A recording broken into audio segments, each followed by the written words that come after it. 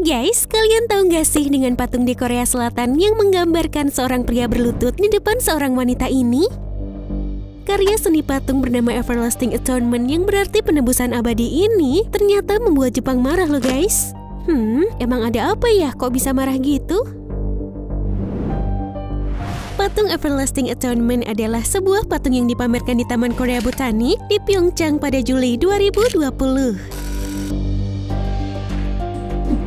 Patung ini membuat marah Jepang karena pria yang berlutut dalam patung ini diduga adalah Shinzo Abe, Perdana Menteri Jepang saat itu sebelum akhirnya digantikan oleh Yoshihide Suga pada 16 September 2020 lalu.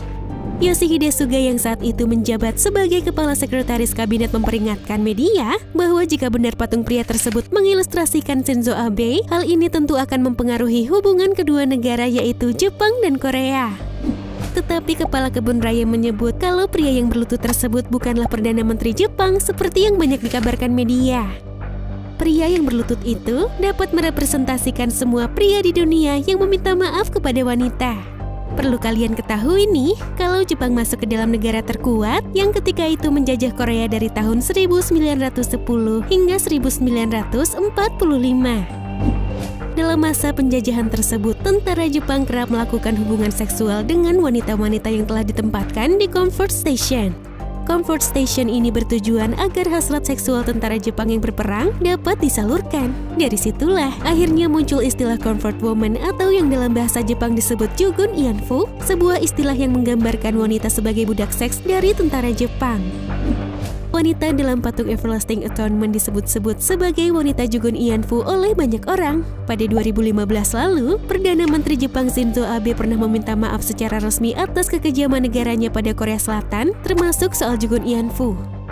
Dalam waktu bersamaan, pemerintah Jepang juga berjanji akan memberikan kompensasi kepada wanita Jugun Ianfu sebesar 1 miliar yen atau 958.000 dolar Amerika Serikat. Namun Menteri Luar Negeri Korea Selatan Kang Kyung-hwa pada 9 Juli 2018 mengatakan bahwa ditemukannya kecacatan dalam proses tersebut. Alhasil permasalahan ini jadi berlarut-larut ya. Selain patung Everlasting Atonement, sebuah tempat yang bernama House of Sharing adalah tempat di mana beberapa wanita Jugun Ianfu ditampung guys.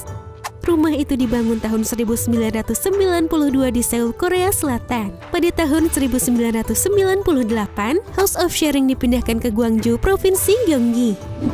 Di sebelahnya juga dibangun sebuah museum perbudakan seksual oleh tentara Jepang yaitu Museum of Sexual Slavery by Japanese Military. Di sana kalian dapat belajar sekaligus mendengar kesaksian langsung dari korban tentang pengalaman pahit mereka di comfort station. Tertarik ke sana?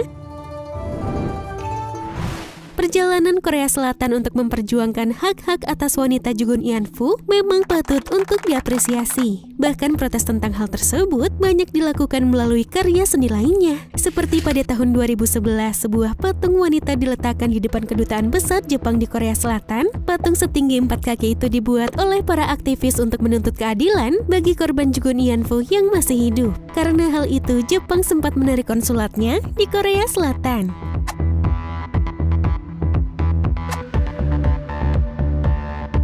Gak hanya itu, protes juga dilayangkan di moda transportasi bus pada 2017 lalu.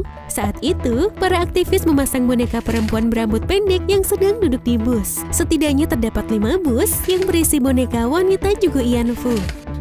Semangat banget ya mereka. Selain dalam karya seni yang udah TSP sebutkan sebelumnya, kamu juga bisa loh mengetahui tentang wanita-wanita penghibur Jugun Ianfu ini dalam bentuk film. Di antaranya film Spirits Homecoming yang dirilis pada 2016 lalu, I Can Speak 2017, Her Story 2018, Snowy Road 2017, dan The Last Comfort Woman pada 2015. Kira-kira Peanut Gang sudah ada yang nonton film-film tadi belum ya? Hihihi.